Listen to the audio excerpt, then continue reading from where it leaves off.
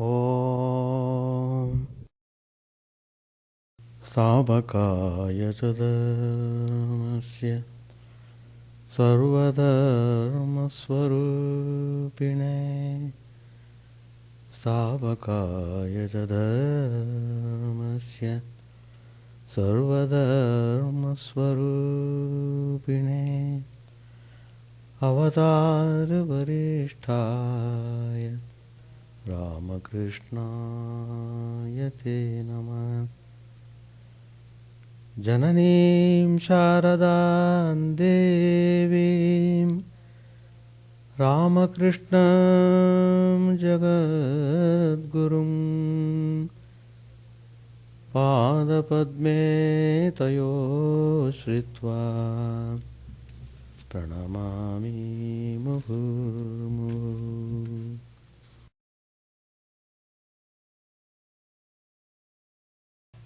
Let us bow down to Sri Ramakrishna, the embodiment of all religions, the Supreme God Incarnate. Let us bow down to Sri SaradaDevi, the Holy Mother, Sri Ramakrishna, the Guru of the universe. We shall bow down to them. We shall pray to them that we may get liberation in our life.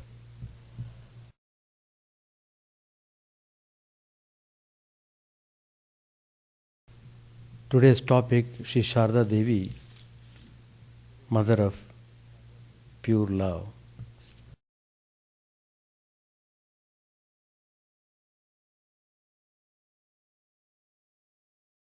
It is so inspiring and uplifting to study the life of Holy Mother. You feel the love and affection of the Holy Mother are so soothing and give immense peace and joy. SaradaDevi, who is she? She has revealed many times that she was none other than the Divine Mother. Of course, they don't reveal their divine nature to all people. It's only those who come very close to her. It is only to those who really lead the spiritual life seriously, to those who really are aspiring for the grace, the Mother revealed her divine nature in order to help them go forward in their spiritual path. So, we have to see in this context the incarnation of Holy Mother. As I said, in this unique incarnation, there is completeness. Purusha and Prakriti, Brahman and Shakti, both have incarnated as Sri Ramakrishna and Sri SaradaDevi. They have come to this world to give us the taste of divine love. How that divine love would be, how that pure love would be. To understand the real meaning of the purest form of love, you must study in depth life of Sri SaradaDevi. She is the personification of humility. She was extremely simple and she was full of modesty. She had all these most fascinating virtues. She was born of a poor family in a village, so she was born in the village setup. And she was chosen by Sri Ramakrishna to be his partner. Sri Ramakrishna selected Sri SaradaDevi when she was just 5 years old.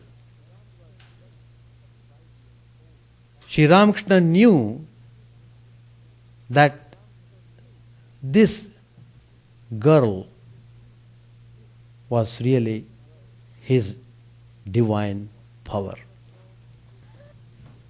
And you must know,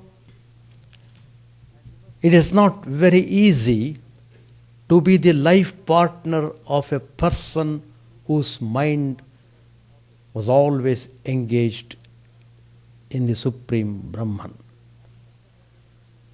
Sri Ramakrishna was a master of renunciation, master of all spiritual experiences, man of tremendous spiritual power. He could do anything if he wanted to. He could transform anybody by mere look, by mere touch, by mere will. Such was the great personality Sri Ramakrishna was. And you must know, the person who would be his partner should be equally great. And Sri Ramakrishna found in SaradaDevi his real partner. So, she conducted herself perfectly well in that assignment. She has come on this human plane to set an ideal to the people. As Sri Ramakrishna set the ideal, Holy Mother also set the ideal for the people. So, Sri Ramakrishna and Holy Mother form a unique combination of how one would be able to live in peace and harmony. And here is the ideal set before the people. Holy Mother, she was Dharma Patni, the personification of spirituality. She was wedded to Sri Ramakrishna. She lived with him as a most devoted wife and at the same time as an immaculate nun. She was always absorbed in the sole task of service to the husband. In Indian tradition, Patiseva has the greatest merit. When Sri Ramakrishna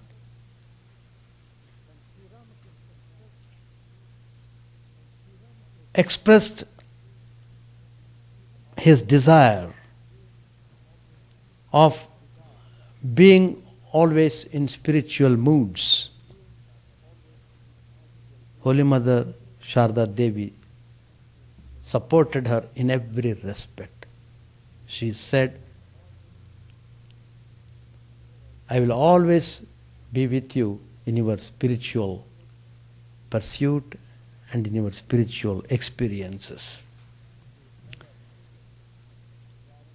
She would never drag him down to the world in the sense how the people live in this world as husband and wife. When Sri Ramakrishna passed away in 1886, she lived on for more than 3 decades. She was still doing the service of the husband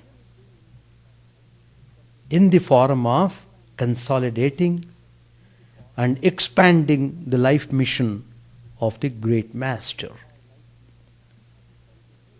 She had her schooling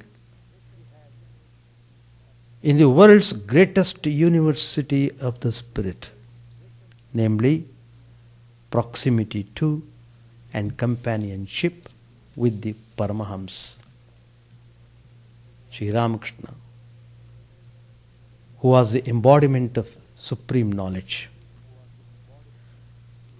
She got her real education, I should say, from Sri Ramakrishna himself.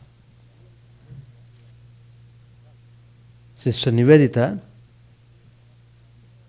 the disciple of Swami Vivekananda, Margaret Noble, she had many opportunities of studying the Holy Mother at close quarters. She observed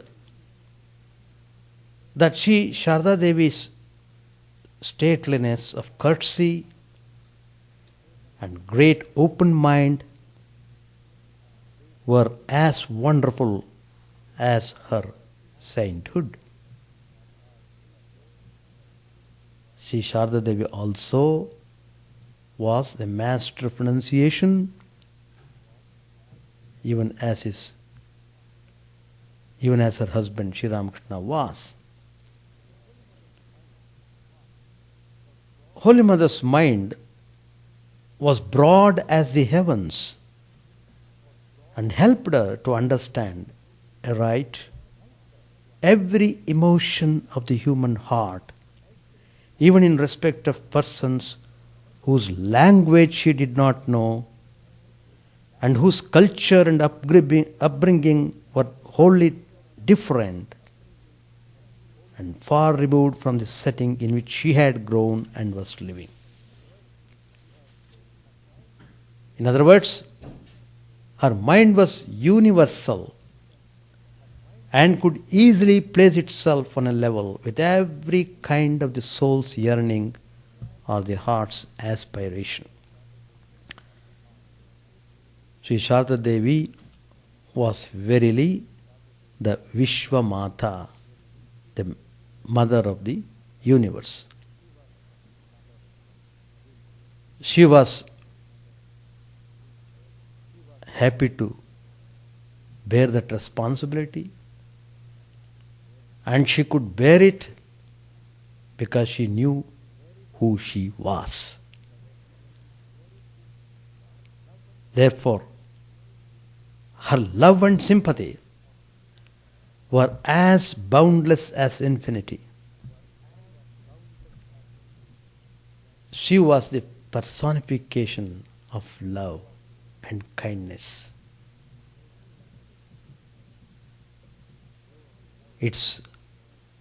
The flow of the love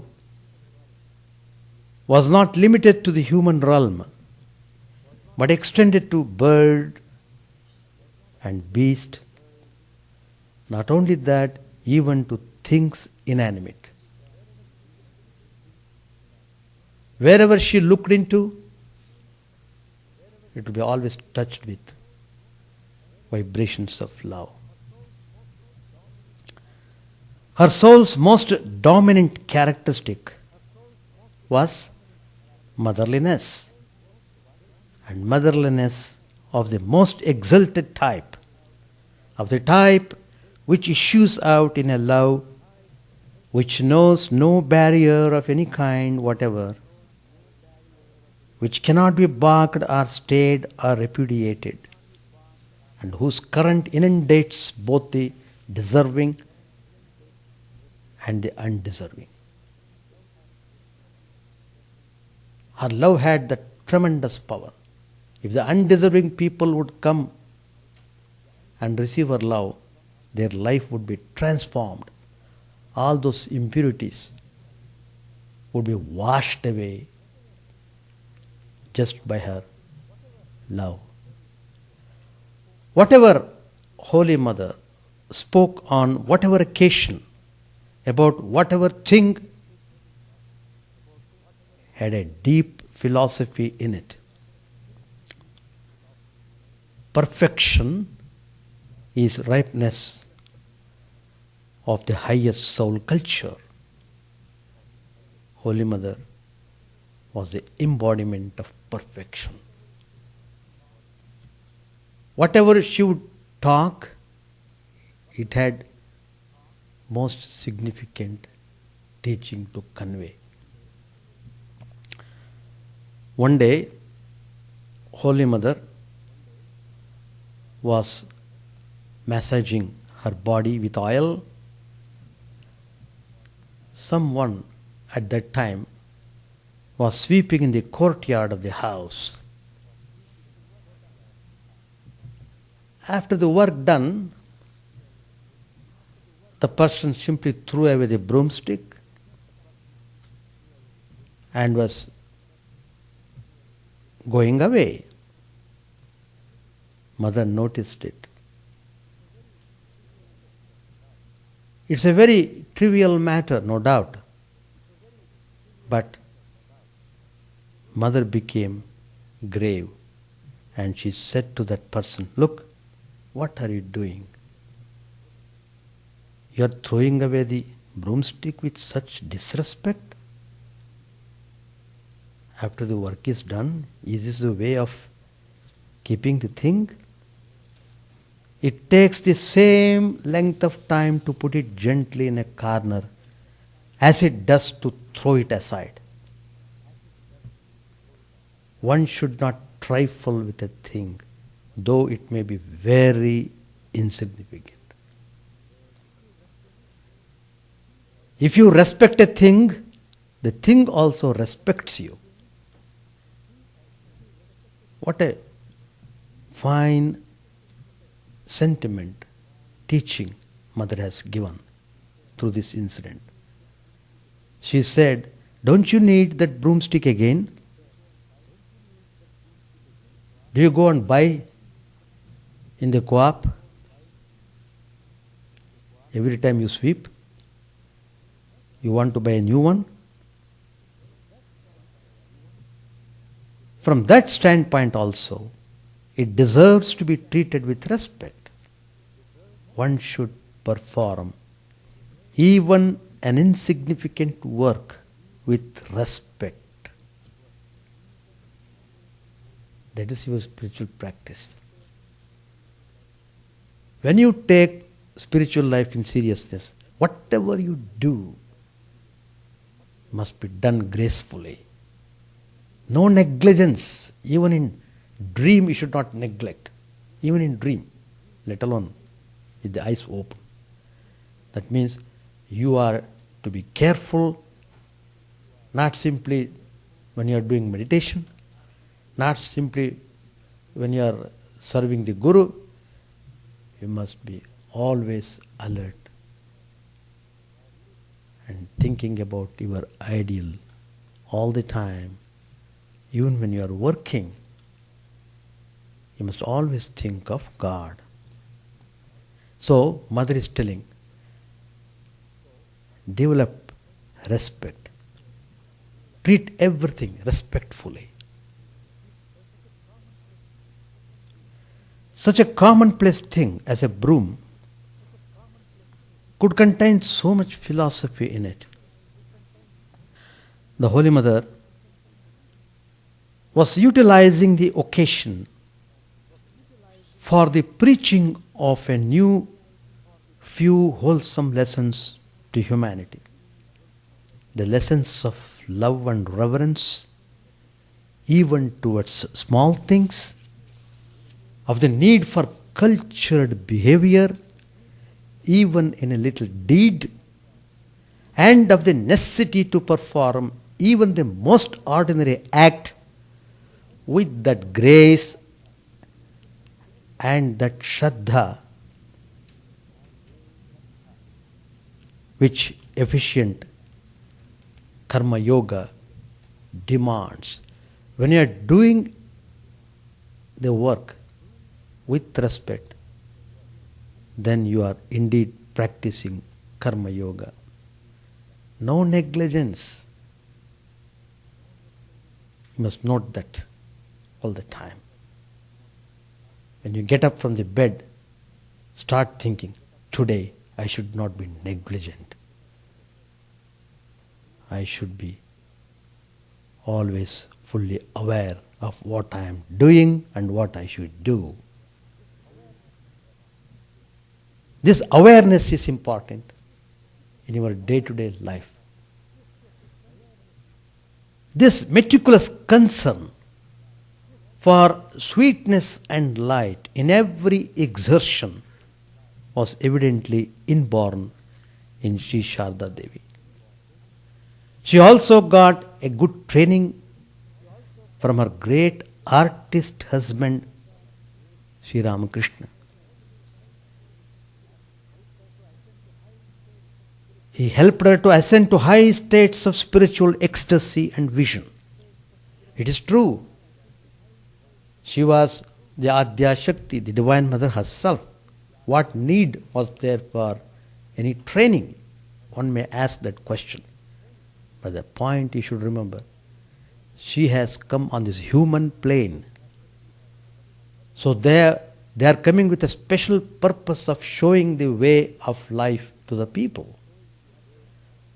So they do certain plays in such a way that people learn through them. That's the idea. Sri Ramakrishna took personal care to educate Sri SaradaDevi. And he did not forget to educate her in regard to secular details of everyday life. For instance, he taught her the way of rolling wick. He taught her how to dress the vegetables, how to make betel rolls, all other works. One day, a devotee brought a basket of fruits for offering. The fruits were taken in. Then the devotee who brought the fruits, he asked, what was he to do about the basket? The basket was quite new basket. It was. Some of the inmates who were there, they said, "Oh, throw it away in the lane." Holy Mother heard this. She went to the porch and saw that the basket was thrown in the lane. She turned to a woman devotee and said, "Look, we should not allow such waste. We could have utilized the basket at least for keeping the peelings of the vegetables." So immediately she sent somebody to bring up that basket from the lane. It was washed and kept for future use. This is not an example of a mere housewife's desire to store. It is an illustration of a great heart's urge to bring fulfillment to a thing by helping it to function in its ordained way. And the Holy Mother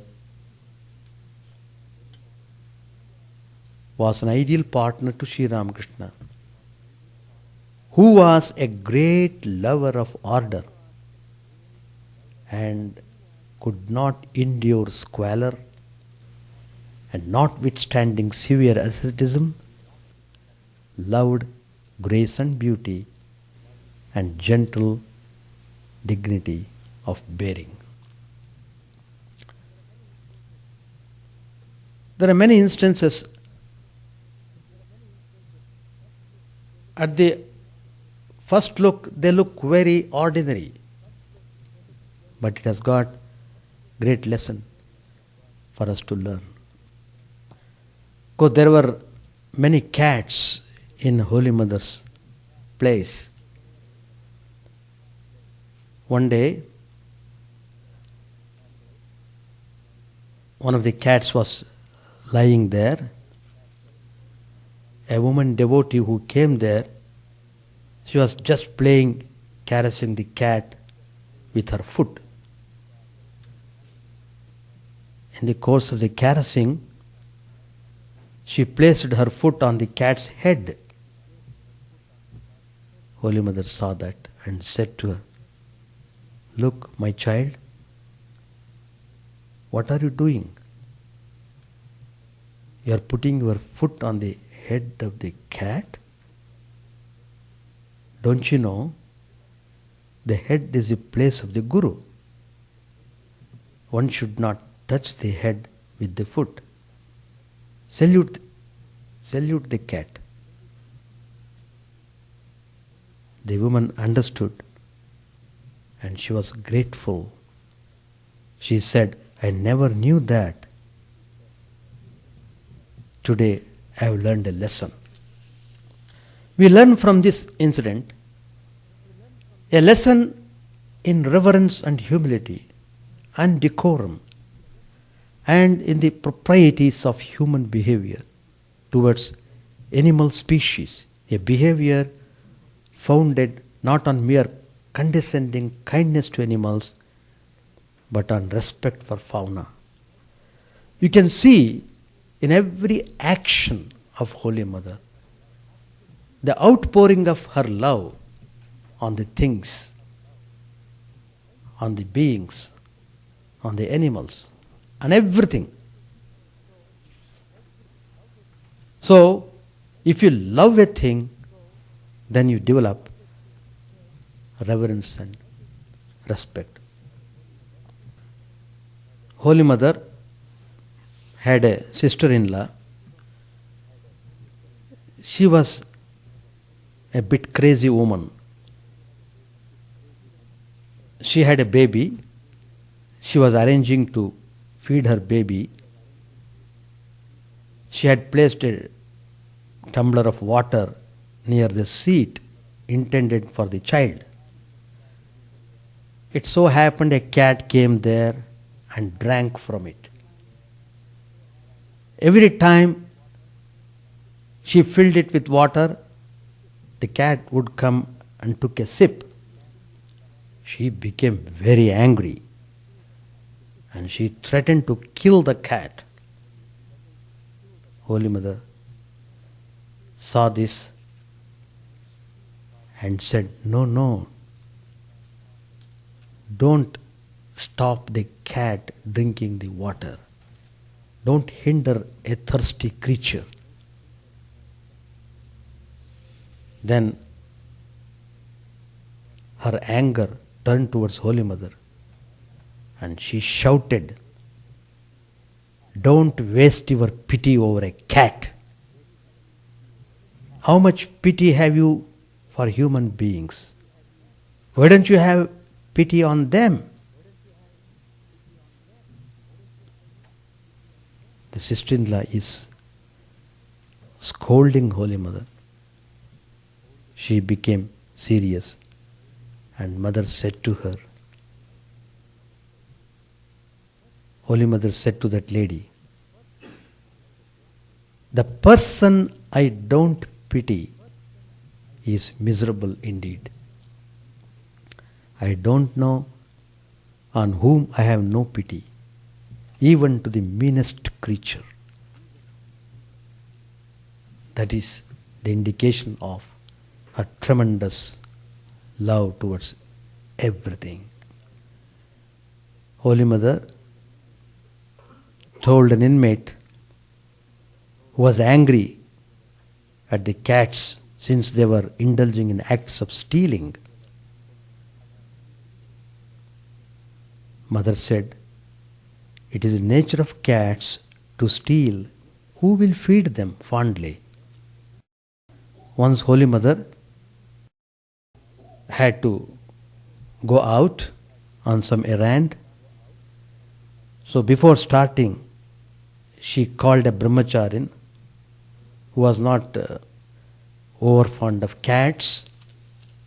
She directed him specifically to feed the cats with cooked rice and not just let them go about to others' houses for food and make the neighbors abuse and criticize their keepers. So she said to that brahmachari, look here, boy, don't beat the cats, don't beat them. You must know, even in the cats, I am present. She is revealing herself to that brahmacharin. Brahmacharin is a person, is an aspirant, spiritual aspirant, not simply person living there. Brahmachari means a person, a spiritual aspirant, trying to live the spiritual life. So she is telling him, look, I am in the cats. Remember always, don't beat them, feed them well. And when Mother said this, it was enough to transform the cat disliker. He no more lifted a finger against the cats. The solemnity of the Mother's utterance helped him to a new vision. Once Holy Mother made a fan with wool and she presented it to Sister Nivedita.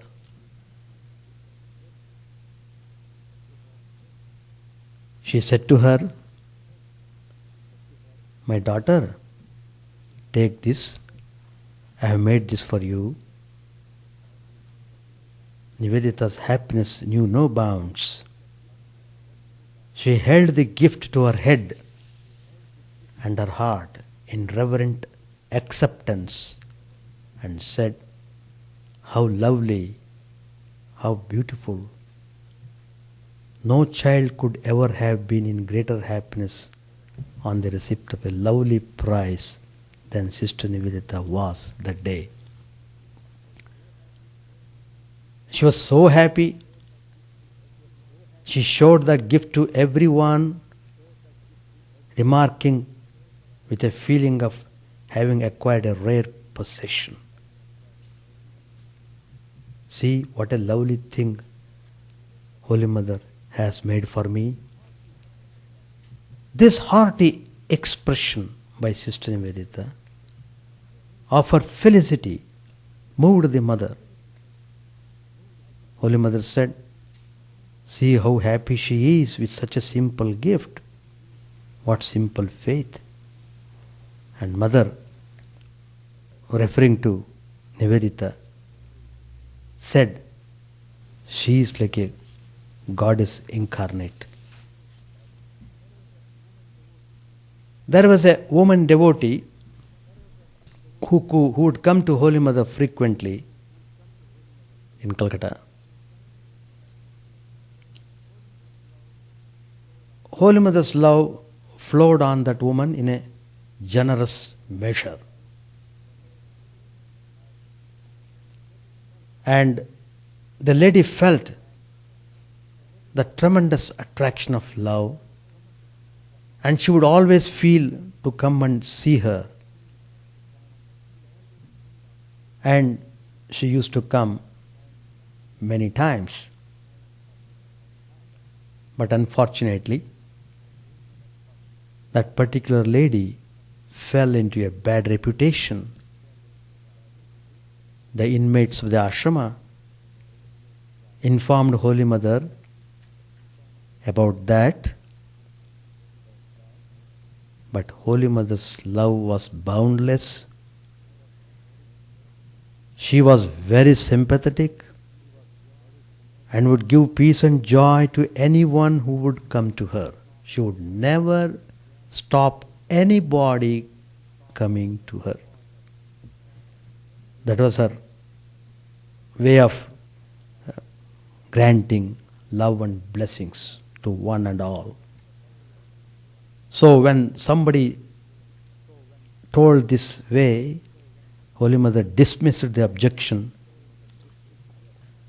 and she said, look, many things float in the Ganga, but is the Ganga polluted by them?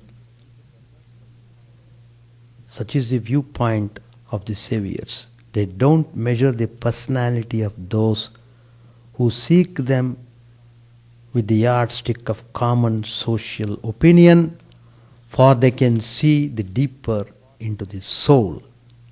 The Ganga is as open a refuge to the ditch water as to the Yamuna water, and it purifies and amalgamates with its own being, both. The Holy Mother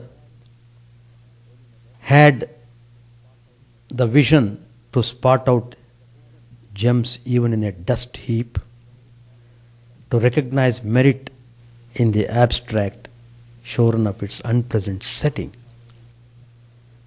Ordinary minds work just the other way and are incapable of enjoying the beauty of a lotus just because it grows in a muddy pond. In front of the mother's house, there was a colony of workers. They were very poor and they were earning their bread in several ways. There was one particular worker. He had his wife.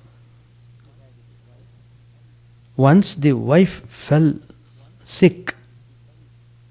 It was very serious. And how did the husband treat her? He nursed her so well as to get the mother's approbation. Holy Mother told the devotees, see that man, how he is nursing his wife. I have never seen the like of it. This is what I call nursing, what I call love. The real love expresses in that way. The unholy nature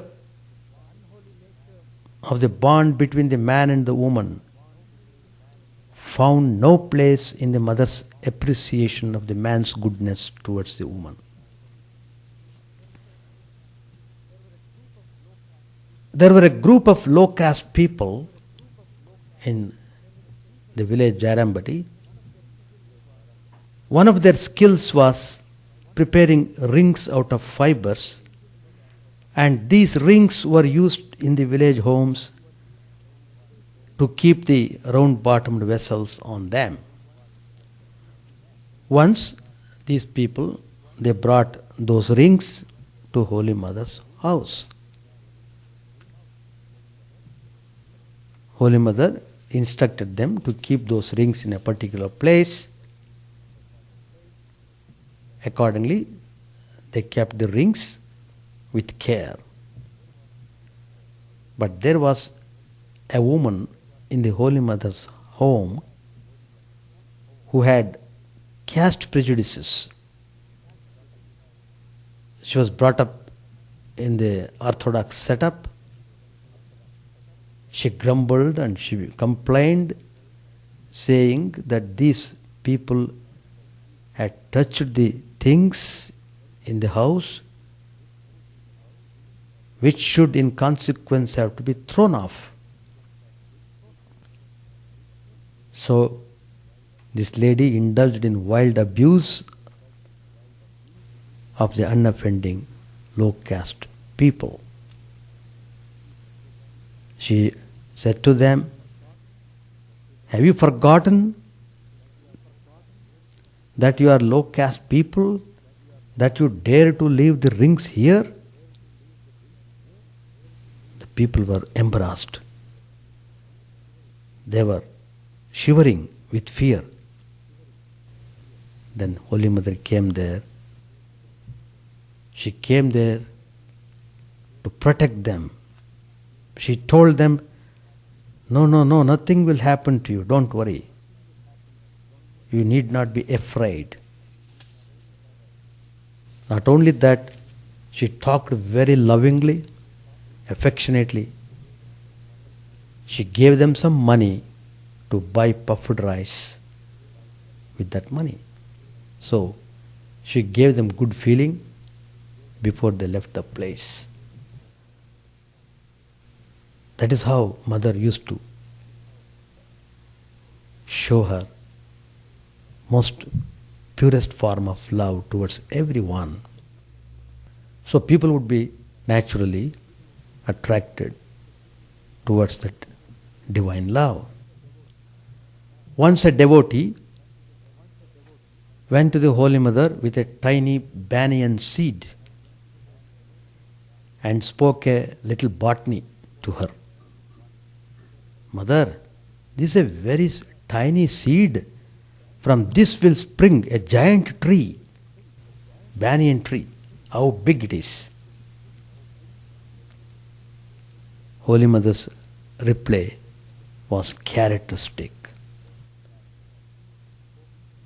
She spoke to her a little spiritual botany.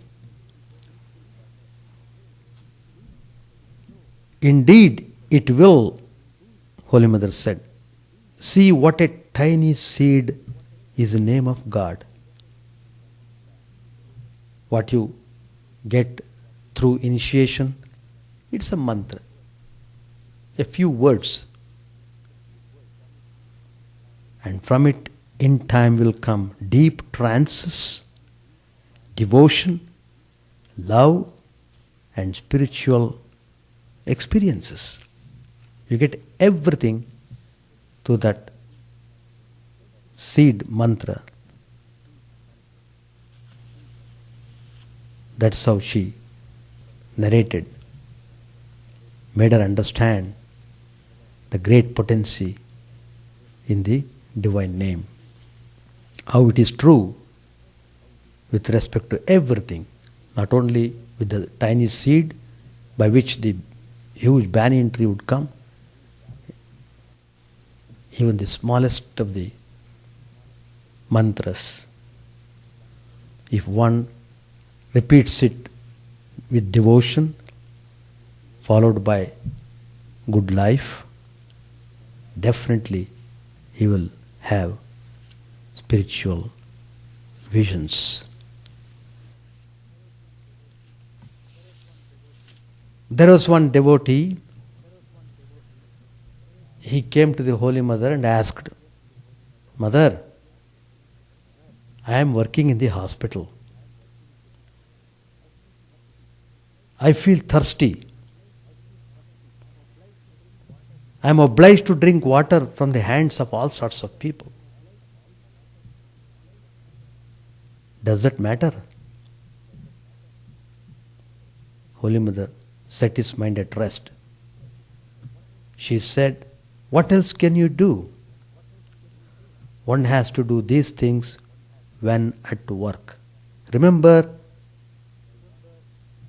Sri Ramakrishna as you drink. That's all. There is no harm. But this you must do. When you drink the water, remember Sri Ramakrishna and then drink. No harm will come to you. Those who have to work cannot afford to be so particular. This refreshingly accommodating and at the same time spiritually satisfying counsel given by the Holy Mother gave the devotee an idea of practical wisdom and liberal outlook of Holy Mother, caring to preserve the kernel rather than the outer covering. Sister Nivedita felt that in Sri SaradaDevi one sees realized that wisdom and sweetness to which the simplest of women may attain. This quality of the simple being, also the sweet and the wise, is clearly seen in the Holy Mother's every reaction to a situation and every response to a problem, be the situation ever so perplexing and the problem ever so complex. There was in her something divinely disarming, before which the base and the mean, the confusing and the perverse automatically got dissolved. The air about her had no place for the crooked and the vile. A disciple asked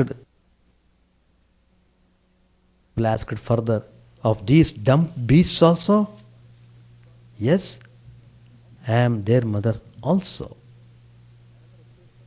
On another occasion, she said to a disciple, Sri Ramakrishna left me behind to manifest the motherhood of God.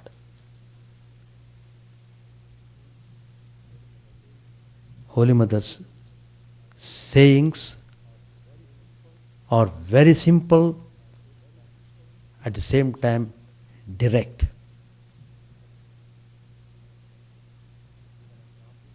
To give an example,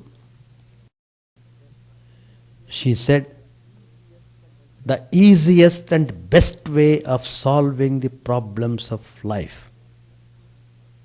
Mother's solution is here.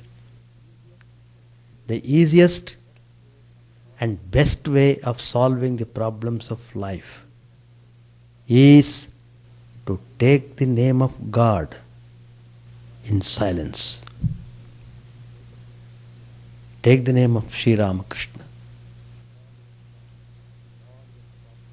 All your problems just disappear, or you will find solutions to the problems. Then on another occasion she said, God is not like fish or vegetables that you can buy him for a price. God doesn't like bargaining attitude of a devotee. Then she said, repeat the name of God always. Repeat the name of God always. And do not waste time in calculating or worrying over whether or not you are progressing in the path of spirituality. How nicely she has said.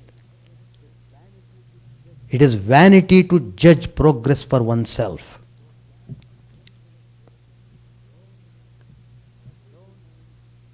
Don't puzzle the mind with too many inquiries.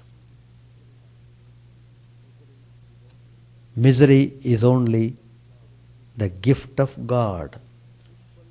It is a symbol of His compassion. Mother says that. So, you should not be afraid of suffering or misery. When a person sees defects in others, his own mind first gets polluted. One should not be without work even for a moment. One's true nature is known from the manner in which he does his insignificant daily task. Sri Ramakrishna never cherished any parochial and one-sided view. God is one's very own. These are some of the sayings of Holy Mother, which are very simple and direct. Take any one of them, try to meditate on it, practice it. Your life becomes blessed.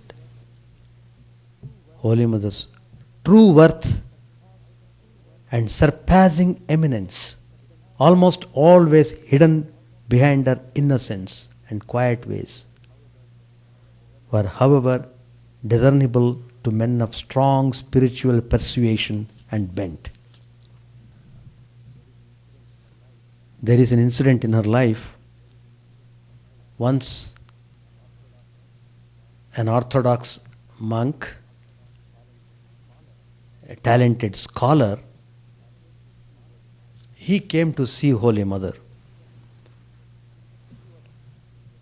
He was a spiritual person of eminence. He could recognize the Divine Mother. So as soon as he came, he bowed down to her. Then he chanted some of the verses from the Chandi. It is a famous text, spiritual text.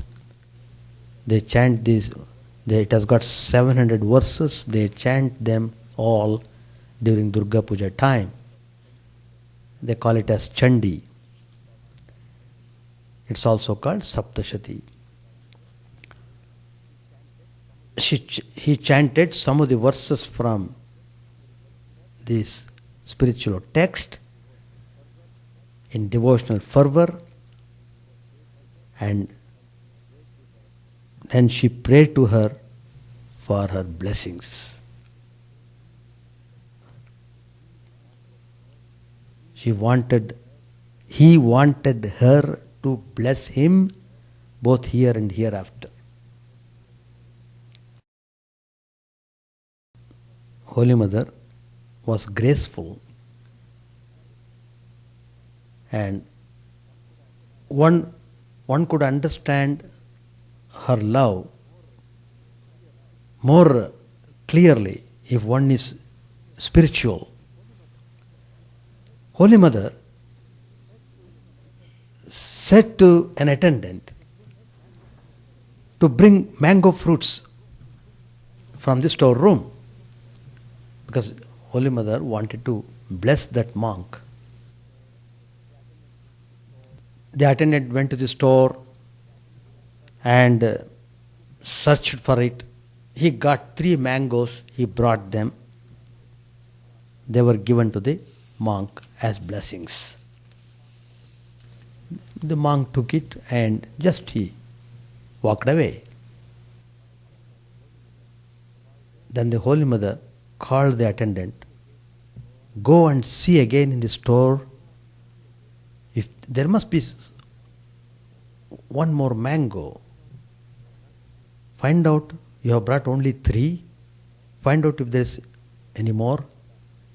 The attendant went back and he saw, by searching, he could find one more mango was still there.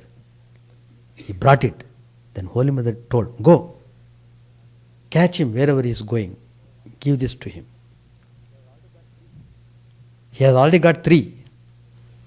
But Mother wanted to give 4. So he went there, he caught him, and he gave that. mango said, Holy Mother said, you must take this also. The monk was pleasantly surprised. He was very delighted to have that fruit. He was in ecstasy. He said, oh, I am very, very happy to receive this. At first, when the mother gave me 3 mangoes, I thought she gave me only the Trivargas. Trivargas means Dharma, Artha, Kama. Virtue, wealth and desire. But now I find she has given me also the 4th end, that is moksha, liberation. He was so happy.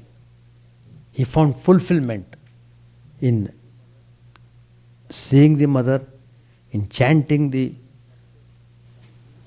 verses, in getting her blessings. If the mother who gave was great and noble, the monk who received was also great and noble. He could see in the gifted mangoes the highest values of life, and his spiritual culture must have been very deep indeed to have helped him recognize in a gift of mangoes the highest of boons. And he could see in Holy Mother the Mokshadayika, giver of salvation. Mother can give anything. The Holy Mother was always in the act of giving. She delighted in giving food and clothing. She delighted in giving affection and compassion. She was also greatly delighted in giving wisdom. So giving, the art of giving, that comes only when you have pure love. So Mother was the personification of this love, and she gave this to everyone, whomsoever it is. Mother's love would go and purify that person, and he would be blessed. So we will be celebrating Holy Mother Sri SaradaDevi's birthday on 13th of this month, that is on Sunday morning at 10:30. Please try to attend the program and receive Divine Mother's love and blessings. Thank you all. The benediction. May our learned mothers inspire us with their righteous deeds. May the learned people of noble thoughts guide us. May the omnipresent Om bring us peace and healthy life. May this air be peaceful. Om, peace, peace, peace be unto all. Now this English translation is done from the Sanskrit verse which I am reciting now. This is from Rig Veda. Shanno aditir bhavatu vrate bhishanno bhavantu marutas swarkaha Shanno vishnusamu pushano astu shanno bhavitram Shamvastu vayuhu Om Shanti Shanti Shanti Harihi Om Tat Sat Sri Ramakrishna Arpanamastu.